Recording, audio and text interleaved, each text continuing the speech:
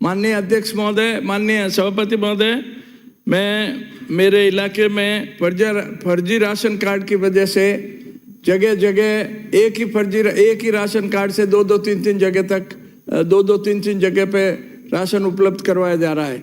इसलिए राशन जो असली हकदार है राशन के, उनको राशन का हक नहीं मिल रहा है।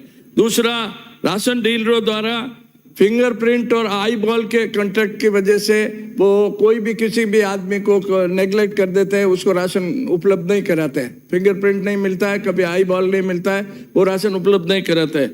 इसी तरह मेरे विधानसभा क्षेत्र में और राजस्थान के विभिन्न विधानसभा क्षेत्रों में रबी और खरीफ की फसल के लिए जो अनुदान मिलना चाहिए था इंश्योरेंस कंपनी की तरफ से, उन इंश्योरेंस कंपनीज की तरफ से कोई भी अभी तक उनको इंश्योरेंस क्लेम नहीं मिल पाया है। उसके लिए मैं हृदय से आपसे अनुरोध करता हूं राजस्थान सरकार से। दूसरा, केंद्र सरकार ने पहले वो दिए थे जुमले कि 15 लाख उपलब्ध करा देंगे, हर खेत को पानी दे देंगे, न तो 15 लाख आए, न कोई 2 करोड़ रुपए नौकरियां मिली। दूसरा, मेरे सभापति महोदय, कृषि कनेक्शनों की स्वीकृति नहीं दी जा रही है। पिछले सन 18 से 2018, 17-18 के बाद से कृषि कनेक्शन अभी तक उपलब्ध नहीं करवाए जा रहे।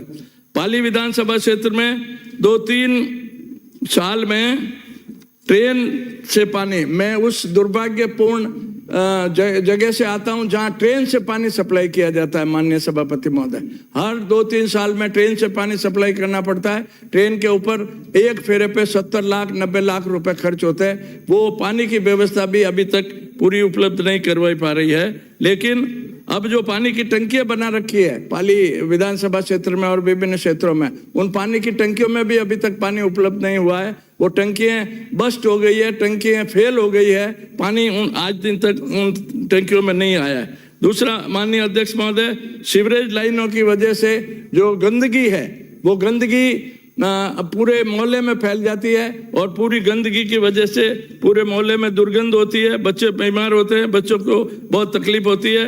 और दूसरा, मेरे यहाँ CETP है, एक कॉमन एफिलेंट ट्रीटमेंट प्लांट। उस कॉमन एफिलेंट प्लांट में करोड़ों रुपए का भ्रष्टाचार है। उस करोड़ों रुपए के भ्रष्टाचार के जो मालिक है, जो अध्यक्ष है, वो खुद 60-65 करोड़ रुपए उनसे सिटी यूनियन बैंक और ये स्टेट बैंक ऑफ इंडिया कर्जदार है। वो जो अध्यक्ष है वो कर्जदार है। उस अध्यक्ष महोदय को आज दिन तक किसी ने टच नहीं किया, किसी ने उसको बर्खास्त करने की कोशिश नहीं करी। तो मैं ये विधानसभा में आप सभापति महोदय के मार्फत से मैं ये निवेदन करता हूं कि ऐसे अध्यक्ष को सरकार तुरंत हटाकर उस CETP प्लांट में भ्रष्टाचार मिटाकर आगे कार्रवाई करे। राज्य में बिना लाइसेंस के दवाइयाँ वितरित की जा रही है। वो दवाइयाँ बिना लाइसेंस के, बिना उसके लाइसेंस के दवाइयाँ वितरित करी जा रहे हैं। उससे ग्रामीणों की सेहत पे और शहरवासियों की सेहत पे बहुत बड़ा फर्क पड़ता है। प्रदूषण की वजह से हजारों एकड़ जमीन, मेरे पाली विधानसभा क्षेत्र में हजारों एकड़ जमीन बर्बाद हो गई है। उन हजारों एकड़ जमीन में किसानों को कोई भी फसल उपजाऊ नहीं होती, कोई भी फसल पैदा नहीं कर सकते।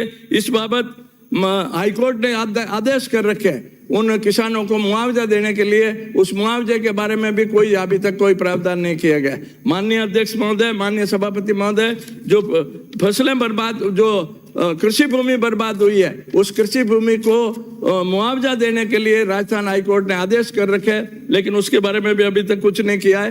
राजस्थान हाईकोर्ट के आदेश के बावजूद कोई भी भारत सरकार द्वारा या अंतर्राष्ट्रीय स्तर पर किसानों को मुआवजा दिलवाने के, उपलब्ध कराने के लिए व्यवस्था करे। माननीय सभापति महोदय, नेहड़ा बांध को मैंने federal democratic Republic of Germany से 9 करोड़ रुपया मंजूर करवाकर एक बांध बनाया था सिंचाई के लिए। उस बांध को, इस प्रदूषण की जमीन, प्रदूषण की जो पानी है, प्रदूषित पानी, उस पानी को उसने बांध में छोड़कर उस बंदे को पूरा बर्बाद कर दिया है। और इसके लिए राज्य सरकार अभी तक कुछ भी व्यवस्था नहीं कर पाई है। वो जो नेहड़ा बांध है 9 करोड़ रुपए से बना हुआ, उस 9 करोड़ रुपए के बांध में अभी तक कोई भी प्रदूषण से उसको सुरक्षित करने का कार्रवाई नहीं की गई है।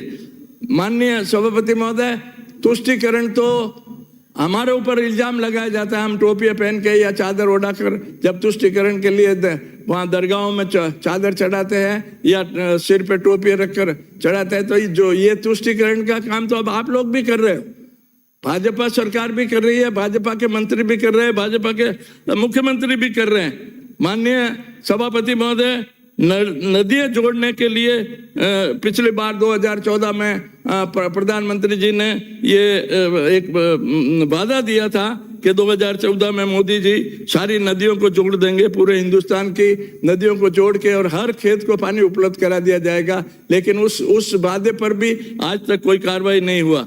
माननीय अध्यक्ष महोदय, ये छत्तीसगढ़ में हसदेव अरण्य है, हसदेव एक जंगल है, उसमें जंगल को उजाड़ा जा रहा है, जीव जंतु मारे जा रहे हैं। छत्तीसगढ़ की वो जो जमीन है, वो जमीन अडानी जी को दे रखी है और अडानी जी के द्वारा उस हर्षदेव अरण्य जो जंगल है उसमें फसलें वो पेड़ पौधे उगाड़े जा रहे हैं और उन किसानों को, आदिवासियों को बर्बाद किया जा रहा है।